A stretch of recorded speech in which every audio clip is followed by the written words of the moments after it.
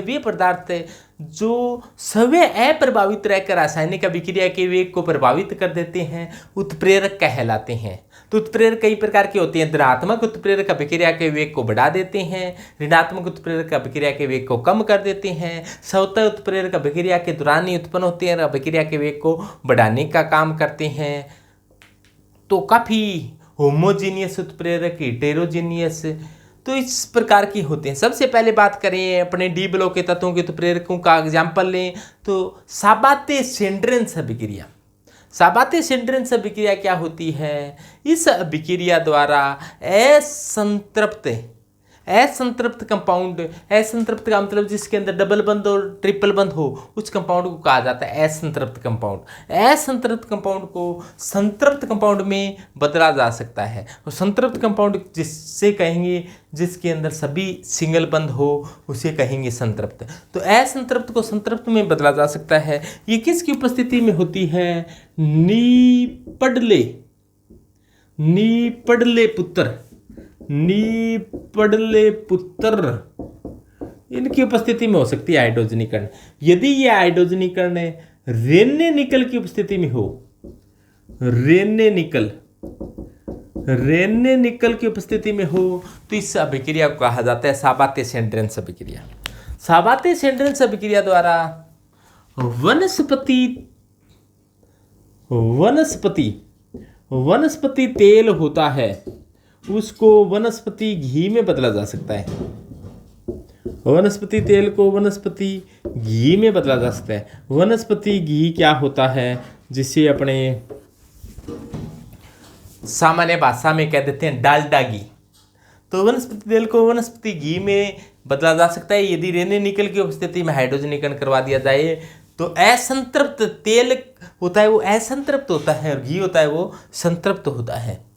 तो असंतृप्त यानी कि वनस्पति तेल की क्रिया हाइड्रोजन के साथ रेने निकल की उपस्थिति में करवा दी जाए तो क्या हो जाएगा? वनस्पति तेल है वो वनस्पति घी में बदल जाएगा।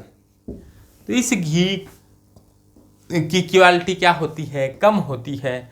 यह घी स्वास्थ्य के लिए हानिकारक होता है, इसको खाना नहीं चाहिए। क्यों नहीं खाना चाहिए? क्योंकि यह रक्तवाहिनियों के अंदर जाकर जम जाता है, जिससे रक्तवाहिनियाँ अवरुद्ध हो जाती है, जिससे सबसे पहले बीपी ब्लड प्रेशर बढ़ता है। कोलेस्ट्रॉल जमा होने के कारण हृदय का दौरा पड़ने की संभावना बढ़ जाती है और हृदयाघात के कारण क्या हो जाती है? मृत्यु हो जाती है। लेकिन जिस समय ये बनाया गया था वो बहुत ही लोकप्रिय हुआ कि साबाते-शेंड्रेंस अभिक्रिया द्वारा बनाया जाता है वनस्पति घी। तो वनस्पति घी होता है वो अपने जो गाय भैंस का शुद्ध दानेदार घी होता है, वैसा का वैसा ही शुद्ध दानेदार गाय या भैंस के घी जैसा होता है। लेकिन यह स्वास्थ्य के लिए थोड़ा अच्छा नहीं माना जाता। क्यों नहीं माना जाता? क्योंकि इसमें ट्रांस-फैट होती है। ट्रांस-फैट इसमें लगभग 20% के आसपास ट्रांस-फैट होती है, 20 से 25%। तो इसीलिए ये ट्रांस-फैट अपने स्वास्थ्य के लिए हानिकारक होती है। तो वनस्पति घी वैसे देखें तो दानेदार है, खाने में स्वादिष्ट है, लेकिन स्वास्थ्य के लिए हानिकारक है। तो जब बनाया गया था साबाते-शेंड्रेंस को, इसे जिंगलर नट्टा ने एक उत्प्रेरक बनाया था R3Al + TiCl4। ये क्या करता है? जो एथीन होती है, एथीन को पॉलीथीन में बदलने का काम करता है। और वो पॉलीथीन भी कैसी? हाई डेंसिटी पॉलीएथीन में बदलता है। हाई डेंसिटी की पॉलीएथीन बनानी हो तो ये जिंगलर नट्टा उत्प्रेरक काम में लिया जाता है। तो ये मान लो एन अणु लिए तो एन अणु इस प्रकार से जुड़ जाते हैं, तो इससे हाई डेंसिटी पॉलीथीन बनती है। ये बनाया था जिंगलर नट्टा ने। तो जिंगलर नट्टा और साबाते-शेंड्रेंस दोनों को ही इस कार्य के लिए नोबेल प्राइज दिया गया था। नोबेल प्राइज बहुत बड़ा प्राइज होता है, लेकिन दोनों ही हानिकारक है। वर्तमान में ये जो पॉलीथीन है ये स्वास्थ्य के लिए हानिकारक प्रभाव पहुंचा रही है। ये जल के अंदर पहुंचकर अपने शरीर में पहुंच रही है, जिससे अपने शरीर में इसका पाचन आगे नहीं हो पाता। पशु वगैरह खा जाते हैं, जिससे वो मर जाते हैं। कहीं नदी नाले को अवरुद्ध कर देती है, तो ये काफ़ी नुकसान पहुंचा रही है। और ये भी हृदयघात, सबसे ज़्यादा हिंदुस्तान के अंदर मौत होती है वो हृदयघात के कारण होती है। और इसका कारण मुख्य कौन है? वनस्पति घी है। तो अपने स्वास्थ्य के लिए तेल होता है वो घी की तुलना में अच्छा माना जाता है। घी चाहे अपने गाय भैंस का घी खाए, वो भी इतना अच्छा नहीं है जितना अपने सरसों का बढ़िया वाला तेल खाए, कच्ची घानी का। रिफाइंड ऑयल भी नहीं खाना चाहिए, क्योंकि जब भी तेल को गर्म किया जाता है तो तेल के अंदर जो फैट है वो ट्रांस फैट में बदल जाती है। सिंपल फैट जब ट्रांस फैट में बदल जाती है, ट्रांस फैट अपने शरीर के लिए नुकसानदायक है। सिंपल फैट की तुलना में ट्रांस फैट बहुत ज़्यादा नुकसानदायक है। इसीलिए अपने गर्म में एक बार तेल को गर्म कर दिया, उसको बार बार तेल को गर्म कर कर खाना भी गलत माना जाता है। जैसे मान लो आपने पकौड़ी बनाई, तेल को गर्म किया, लेकिन आप एक घर में पकौड़ी बनाई और एक मार्केट में पकौड़ी बनाई। मार्केट वाले क्या करते हैं, उस तेल को गर्म करते रहते हैं, उसके अंदर और मिलाते रहते हैं, गर्म करते रहते हैं और मिलाते रहते हैं। तो वो क्या हो जाती है, वो सिंपल फैट है वो ट्रांस फैट में बदल जाती है। जबकि अपने घर पर पकौड़ी बनाकर खाएं, उसमें सिंपल फैट सिंपल ही रहती है, ट्रांस फैट में बदलने का उसको मौका नहीं मिल पाता। जैसे ही अपने गर्म हुआ, गर्म होते ही इसकी पकौड़ी बनाकर खा ली चाय के साथ, तो वो इतनी नुकसानदायक नहीं है जितनी मार्केट की। तो मार्केट के अंदर बनी हुई तेल की चीज़ें और जो तली हुई चीज़ें वो नहीं खानी चाहिए, क्योंकि उसमें ट्रांस फैट होता है। ट्रांस फैट अपने स्वास्थ्य के लिए बड़ा हानिकारक है। अगला पढ़ते हैं अपने विल्किंस कैटलिस्ट। विल्किंस कैटलिस्ट क्या होता है?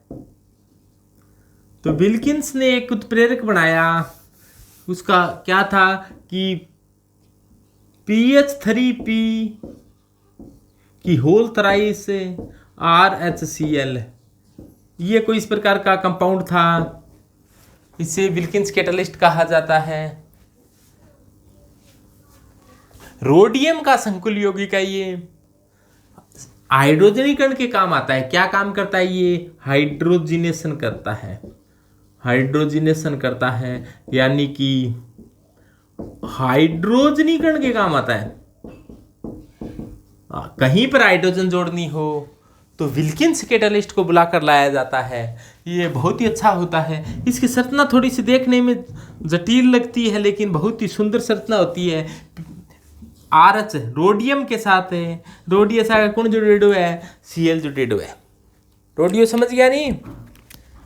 रोडियम है, और इसके साथ कितने जुड़ी हुई है फास्फोरस से?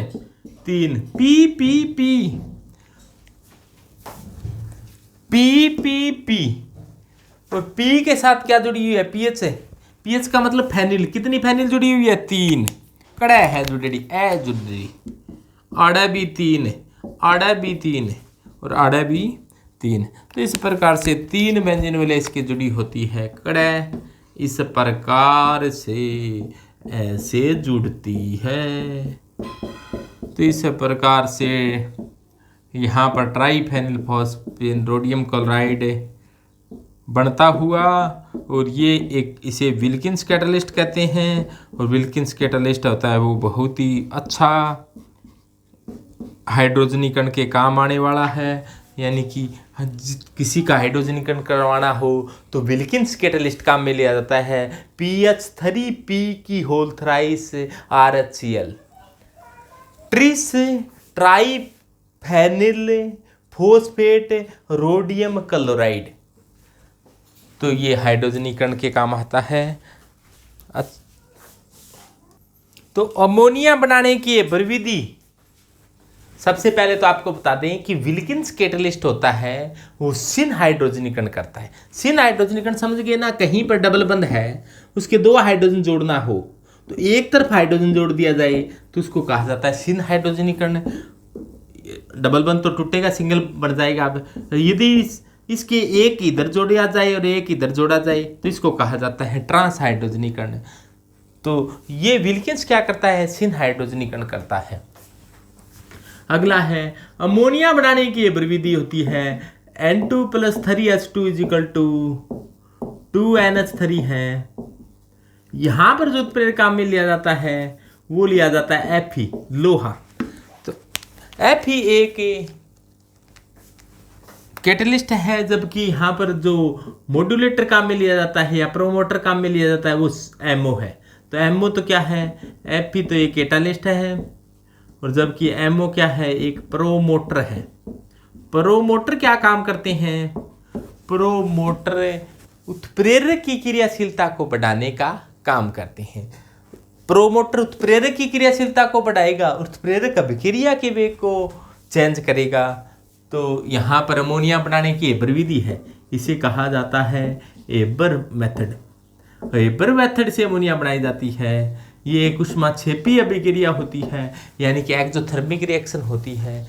जैसे ही अमोनिया बढ़ जाए तो उसको हटा लेना चाहिए, ऐसा आपने फिजिकल केमिस्ट्री में पढ़ा था ला-सातेलिए के नियम के अनुसार।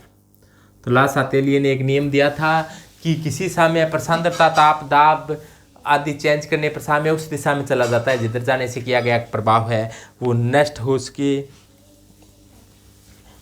इसके अलावा अपने H2SO4 बनाने की संपर्क विधि होती है।